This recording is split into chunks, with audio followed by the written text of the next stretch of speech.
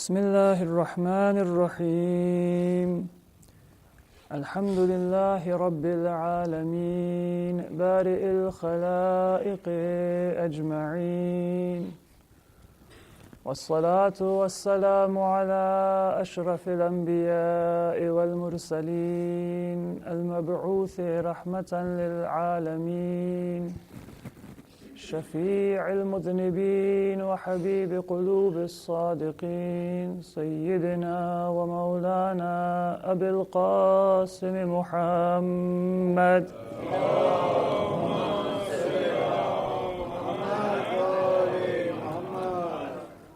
وعلى أهل بيته الأطيبين الأطهرين الهداة المهديين ولعنة الله على أعدائهم إلى قيام يوم الدين رب اشرح لي صدري ويسر لي أمري واحلل عقدة من لساني يفقه قولي أما بعد فقد قال الله عز وجل في القرآن المجيد بسم الله الرحمن الرحيم وبشر الصابرين الذين إذا أصابتهم مصيبة قالوا إنا لله وإنا إليه راجعون صلوا على محمد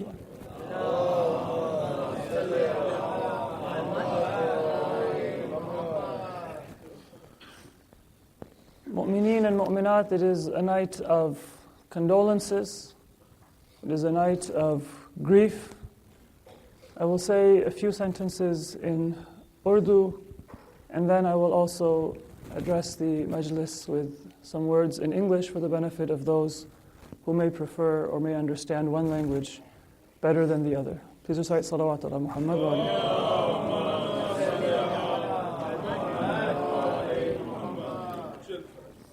عاشورہ کا سورج غروب ہوا اور شام غریباں آ گئی. یہ یتیموں کی رات ہے، بیواؤں کی رات ہے، دکھی ماؤں کی رات ہے، سوگواروں کی رات ہے. دنیا کا یہ دستور ہے کہ جب کسی کا کوئی دنیا سے چلا جاتا ہے تو لوگ تعزیت کے لیے آتے ہیں.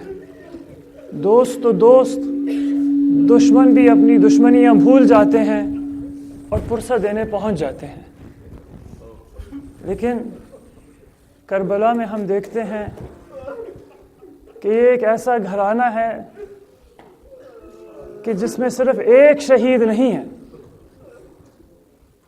بلکہ یہ وہ بیویاں ہیں کہ جن کے بھائی بھی شہید ہوئے ہیں، جن کے بیٹے بھی شہید ہوئے ہیں، جن کے بھتیجے بھی شہید ہوئے ہیں، جن کے بھانجے بھی شہید ہوئے ہیں.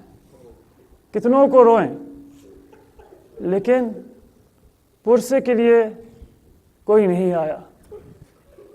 اشقیاء آگے بڑھتے ہیں، ہاتھوں میں نیزیں ہیں، خیموں کو لٹانے آ رہے ہیں، اور پھر لٹانے کے بعد آگ لاتے ہیں اور خیموں کو جلاتے ہیں. شرفاء کے لیے کچھ مصیبتیں ایسی ہوتی ہیں جو موت اور شہادت سے زیادہ بھاری ہوتی ہیں. اسی لیے جب امام سجاد سے پوچھا گیا کہ اے فرزند رسول، آپ اتنا کیوں روتے ہیں شہدائے کربلا کے اوپر؟ شہادت تو آپ کی میراث ہے. تو امام نے رو کر جواب دیا کہ اے پوچھنے والے، تو نے انصاف نہیں کیا. شہادت ضرور ہماری میراث ہے، ہمارا افتخار ہے، لیکن یہ بتا کہ کیا چادروں کا چھننا بھی ہماری میراث ہے؟ کیا سیدانیوں کا تازیانہ کھانا بھی ہماری میراث ہے؟ کیا خیموں کا جلنا بھی ہماری میراث ہے؟ امام ان مصیبتوں پہ زیادہ گریہ فرمایا کرتے تھے. کربلا میں روایت ملتی ہے حمید ابن مسلم یا حمید ابن مسلم سے کہ جب خیموں کو جلایا گیا تو میں نے دیکھا کہ ایک جلتے خیمے کے باہر ایک بی بی کھڑی ہیں اور وہ بار بار خیمے کے اندر جانا چاہتی ہیں، لیکن پھر آگ کی وجہ سے رک جاتی ہیں. میں سمجھا کہ شاید اس بی بی کی کوئی قیمتی چیز اس خیمے کے اندر ہو. پھر میں نے دیکھا کہ وہ आग के ऊपर से चल के खैमर के अंदर गईं और फिर थोड़ी देर बाद बाहर आती हैं तो एक बीमार को उठाए हुए बाहर आती हैं और बीमार को रेत के ऊपर रखती हैं। पता नहीं जनाब ज़ैनब ने कैसे बच्चों को, खौफज़दा बच्चों को और यतीमों को जमा किया था, लेकिन रिवायत में हमें मिलता है कि जब आखिरकार पानी पहुंचा तो जनाब ज़ैनब सकीना की तलाश में निकली, और जब सकीना को पानी पेश किया गया तो सकीना ने लेने से इनकार कर दिया। पूछा, फूफी जान आप सबसे पहले मुझे क्यों पानी देना चाहती हैं? तो ज़ैनब ने जवाब दिया कि बेटा, सबसे पहले जो सबसे छोटे होते हैं उनको पानी दिया जाता है।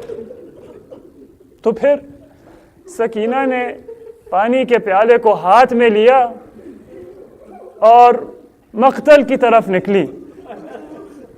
फूफी पूछती हैं कि बेटा कहाँ जा रही हो? सकीना ने जवाब दिया कि अगर छोटों को पहले पानी दिया जाता है तो मुझसे छोटा मेरा असगर है जो प्यासा इस दुनिया से गया। Brothers and sisters, the afternoon of Ashura had a great tragedy.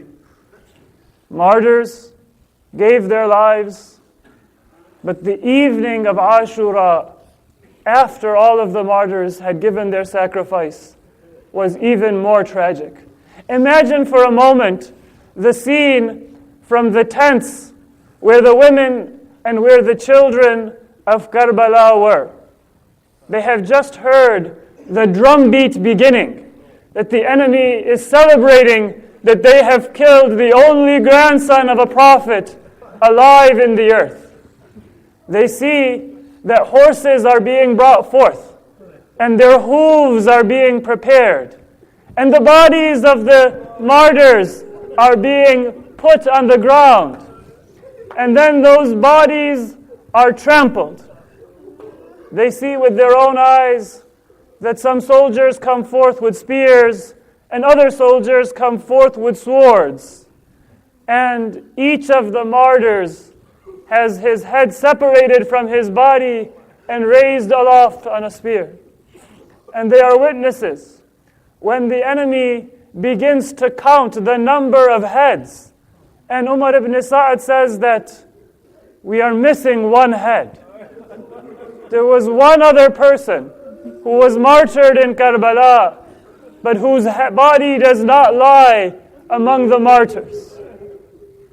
And then somebody said that we saw that Hussein, when he brought back one of the martyrs, somehow he did something very different from what he did with the others. All of the martyrs, when they came back from the battlefield, the Imam laid them on the ground. But when he brought back Ali Asghar, the Imam set him on the ground and then took out his sword. And using his sword as a shovel, the Imam dug a shallow grave. And he put his young son in that grave and then he covered it with sand.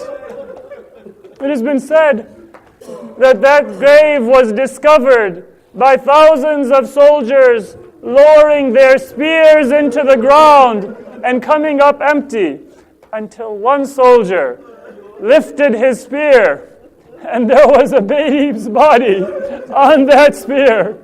And Ali Asghar's head also joined the heads of the martyrs. It was as if Allah did not want this young son to be separated from his father in death, just as they were inseparable in life.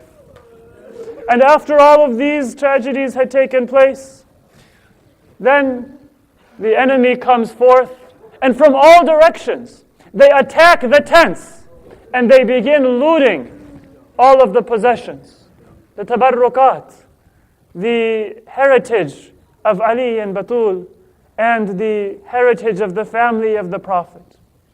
And the women, it is said in the words ascribed to our fourth Imam, that they had their scarves taken from their heads and the tents were set fire and they didn't know what to do. And so they began to hide behind one another, not wishing to leave the tents. And Lady Zainab comes to the Imam and says, "O heir of my brother, O Imam of my time, tell me, should we remain in these burning tents, or should we go even though our scarves have been taken?" Many years later, one of the young daughters of our third Imam who was present in Karbala, Fatima bint al-Hussein, she narrates that I was standing outside of the burning tents, and from the distance I saw a soldier rushing towards me with a spear raised, and I became afraid, and I saw that there was nobody nearby. My uncle Abbas was no longer alive. My brother Ali Akbar wasn't there for me to grab his hand. And so I ran into the darkness, and the soldier chased me and ran after me. I stumbled over a rock and I fell unconscious. And I don't know how long I was unconscious. But when I awoke, my Aunt Zainab stood over me. And she was trying to see if she could bring me back to consciousness. And she was saying, "My beloved Fatima, come with me. Let us go back to where the children are, because I don't know how many are missing and how many are dead after the tents have been set fire to." And then Fatima said that I felt the injury on my head, and I saw that I didn't have a scarf on my head. I said, "Zainab, my aunt, would you give me a piece of your scarf? Because my head does not have any covering." And then Zainab took my hand, and she put my hand on her own head, and she said, "Ya bunayya ammatuki mithluki." Your aunt is like yourself. And now hand in hand, the aunt and niece walked together back towards the tent. Somehow, Kulthum and Zainab were able to fulfill the role of Abbas. They collected all of those who had been scattered. They consoled those who were crying. They dressed with their own hands the wounds of those who were still bleeding. They calmed those who were still weeping. And they put to sleep those children who still had not had a morsel of food or a sip of water to drink. But when they did so, it is said that Kulthum and Zainab looked at one another, and they said that, "Where is Sakina? We have accounted for everyone, but we have not been able to account for the daughter of Imam Hussein." And so they looked in the ruins of the tents, and they did not find her. They looked with the widows, and they did not find her. They looked with the children, and they did not find her. And so they began to wander away towards the plains and towards the battlefield, calling out, "Sakina, Sakina, where are you?" Until in the distance, where the bodies of the martyrs lay, they heard the soft sound of someone breathing as if they were asleep. And so now, Zainab and Kulthum go on their tiptoes, as quietly as possible forward, and they find Sakina lying on a headless body. A body that has been trampled. Somehow, Sakina has found her proper place. And they wait there, not wishing to rouse her, until she wakes up. And then they ask her, "Sakina, in this darkness, with all of these bodies, how did you find the body of your father for you to come and rest on it?" People can only recognize bodies in light. People can only recognize bodies by looking at the face. And you had neither of these guides to bring you here. Sakina said that I was disconsolate. The enemy came and they tore the necklace from my neck. They took the scarf from my head. They took my earrings right off of my ears. They beat me. They whipped me. They hit me with their spears. I could take it no more. I had promised my father that I would not complain. But my heart was so heavy I called out,